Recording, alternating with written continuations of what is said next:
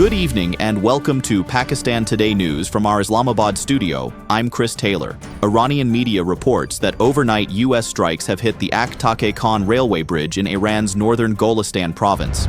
According to the reports, the bridge forms part of a strategic rail corridor linking Iran with China through Turkmenistan and Kazakhstan. The route has gained greater importance following disruptions to Iran's Gulf ports earlier this year and has also been used by Russia for cargo shipments since late 2025. Iranian officials say the extent of the damage is still being assessed and repairs are expected to be completed quickly. The United States has not officially commented on the reported strike. Meanwhile, Iran's health ministry says U.S. strikes over the past 2 days targeted 5 Iranian provinces, killing at least 14 people and injuring 78 others. Officials say 47 of the wounded remain hospitalized while the remaining victims have been discharged after receiving treatment. Iranian state media also reports that 3 people were killed in a strike near the southwestern city of Ahvaz.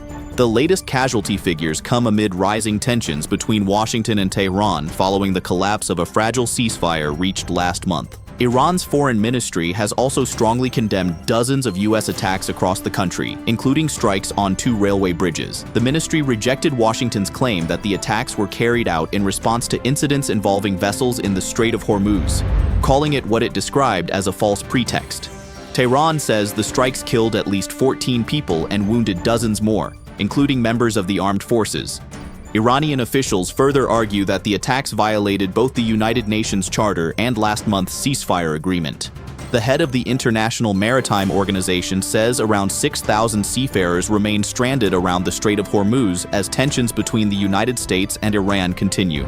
IMO Secretary General Arsenio Dominguez warned that the ongoing hostilities have placed innocent sailors in grave danger. He stressed that no seafarer should have to risk their life simply for doing their job and urged all parties to safeguard international shipping and maritime personnel. Prime Minister Shehbaz Sharif chaired the National Action Plan Apex Committee meeting in Quetta, attended by Field Marshal Syed Asim Munir, Governor Jafar Khan Mandokail, Chief Minister Mir Sarfraz Bugti, Federal Ministers Ahsan Iqbal, Ataullah Tarar, and Advisor Rana Sanaullah, along with senior security officials.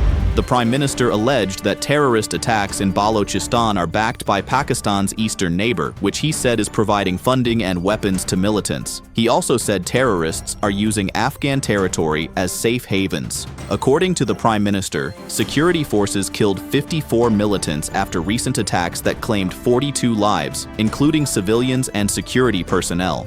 Turning to Pakistan, Saudi Arabia remained the largest source of workers' remittances to Pakistan during June, according to the State Bank of Pakistan. Overseas, Pakistanis sent $829.6 million from Saudi Arabia, followed by the United Arab Emirates, the United Kingdom, and the United States. Total remittances reached $3.5 billion in June, while inflows for the fiscal year 2025 to 26 rose by 8.6% to $41.6 billion. Economists say the continued growth in remittances is helping strengthen Pakistan's foreign exchange reserves and supporting overall economic stability. Pakistan and Croatia have agreed to strengthen political, economic, and trade cooperation during high-level talks in Islamabad. Prime Minister Shehbaz Sharif reaffirmed Pakistan's commitment to expanding bilateral ties, highlighting opportunities in trade, investment, information technology, agriculture, tourism, and skilled workforce development.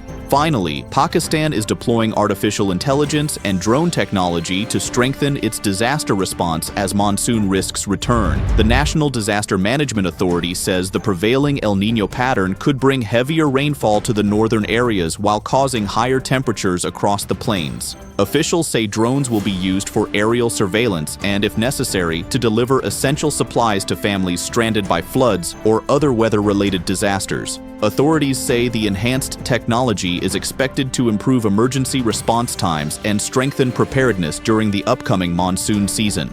That's all for now. You're watching Pakistan Today News. I'm Chris Taylor.